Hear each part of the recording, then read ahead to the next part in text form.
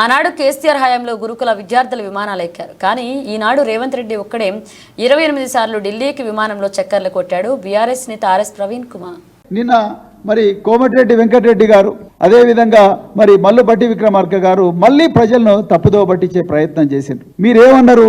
మేము మా ప్రభుత్వంలో గురుకులాలకు 5,000 కోట్ల రూపాయలు అలాట్ చేస్తే కేసీఆర్ గారు గత సంవత్సరం 73 కోట్లు మాత్రమే ఖర్చు చేసిందన్నారు. ఇంతకన్నా ఘోరమైన అబద్ధం ఇంకొకటి ఉండదు. ఒక్కొక్క విద్యార్థి మీద కనీసం అంటే 55,000 రూపాయలు ఖర్చు పెట్టి మరి 10 లక్షల మంది విద్యార్థులు మరి 1,023 స్కూల్స్ అంటే కనీసం అంటే 4,000 కోట్ల బడ్జెట్ అవుతుంది. మరి మీరు ఆర్థిక శాఖ మంత్రి ఉన్నారు. మీ ఆర్థిక శాఖ మంత్రిగా మీరు అధికారులను అడగండి. మరి ఈ విద్యార్థులందరూ అన్నం ఎక్కడి నుంచి తిన్నారు? ఈ విద్యార్థులు బట్టలు ఎక్కడి నుంచి వేసుకున్నారు?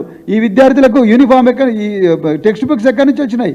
ఈ విద్యార్థులకు మరి స్కూళ్ళకు రిపేర్లు ఎక్కడి నుంచి వచ్చినాయి? ఏ డబ్బు నుంచి వచ్చినాయి? అవన్నీ డబ్బులు కావా?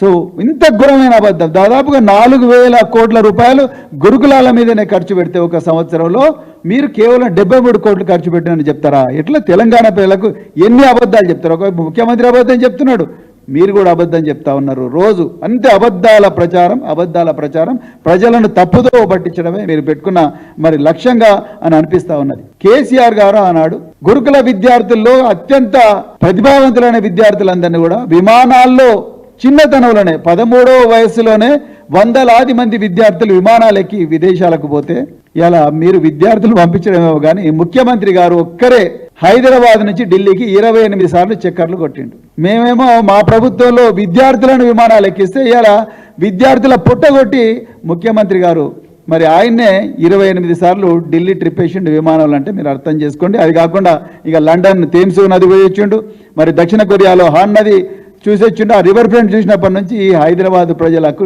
కంటి మీద కొనుకు లేదు. మూసి రివర్ ఫ్రంట్ పేరు చెప్పి అక్కడ ప్రజల్ని ఇబ్బంది పెడతా ఉన్నాడు.